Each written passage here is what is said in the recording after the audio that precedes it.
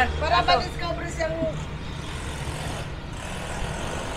Hello guys, good morning. Nandito tayo ngayon sa may labas ng Louisville 3. Dito sa may Silang, Cavite. Mga 10 minutes away lamang po ito sa Tagaytay. Kasi iniintay ko yung client ko na kumuha ng lupa doon sa may Louisville 5. Bali po, yung client ko, nasa abroad dito nakatira. And then, dumating siya dito ngayon sa Pilipinas. May ipaprocess yung dokumento dun sa office. Tapos, pupuntahan namin yung lupa niya. So, ito ngayon yung location na kasi may available ako dito. As of now, meron akong 3 lote dito na resale dito sa Louisville 3. Ito yung pangalan ng subdivision. Yan o. Klaro ba? Bagong luto po. Ako yung bumili kanina doon. Yan o, Louisville 3. And then ito ay highway na. Tingnan nyo. Aguinaldo Highway na po ito. So kaya maraming bumibili dito kasi paglabas mo ng gate talagang highway na. And then lahat po ng lote doon sa loob malalakad lang kasi maliit lang na subdivision nito eh. So I'll show you kung ano yung tsura ng highway.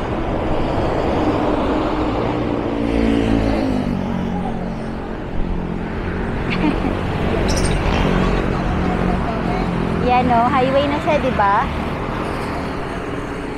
Itong way na to, papuntang Tagaytay ito. Mga ano na to, 10 minutes sa 10 minutes. Papuntang Tagaytay yun, dumaan na bus. So, Louisville 3. And then, ito yung gate to. Yan. And then, ipakita ko sa inyo yung commercial. Kasi itong commercial, bago lang ito eh. Mga last year lang to. Last year nga, hindi pa tapos ito eh. Pero ngayon tapos na siya. Ito ngayon yung commercial. So, anong meron dito? Meron dental clinic. Oh, mayroong aesthetics clinic. Mayroong driving school. Okay. Tapos, mayroong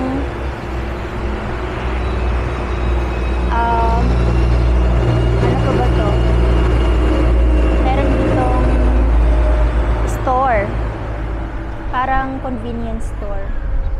Tingnan ko nga kung anong meron dito.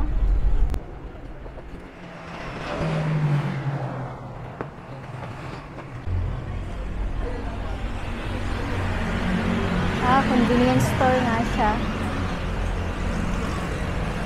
And then, anong meron dito? Oh, hardware. Ito, driving school. And then, ito naman, yes, we're open. Hi! May mga milk tea kayo? Patingin nga ng prices nyo. Ito? Non-coffee.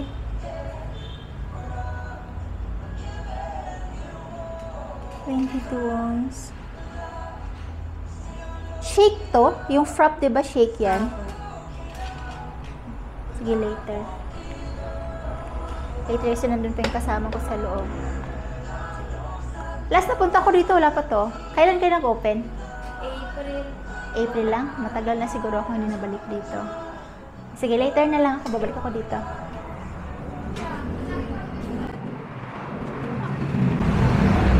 Oh, ayun guys. Ito natin yung commercial. Last na punta ko dito. Wala pa yung iba. Pero baka hindi ko rin napasok to. Yung last na punta ko dito. Kasi nagpupunta naman ako dito from time to time kasi nga yung mga ibang clients ko nagpapatulong sila na mag-process ng dokumento yung mga kumuha ba dati. And then, may mga available pa ako dito.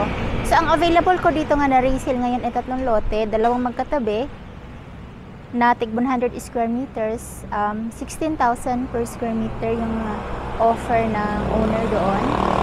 And then, meron akong 130 square meters for 15,000 per square meter. So that's 1.5 million ang isang lote plus 10% miscellaneous fees to transfer the title.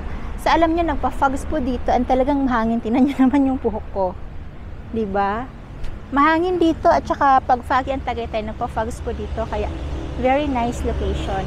Mamaya ipapakita ko sa inyo yung yung pagpunta namin dun sa Louisville 5 kasi titingnan ng client yung lupa nila doon eh. I'm now with the client, Mr. and Mrs. Yambao. Galing po sila sa abroad and this time kasama niya yung family nila to check the property nila na nandun po sa phase 2 nitong Louisville 5. So right now we are at Louisville 5 and yung phase 2 kung nasaan yung kanilang lupa ay pre-selling pa kasi siya, so ongoing, ginagawa pa lang yung kalsada.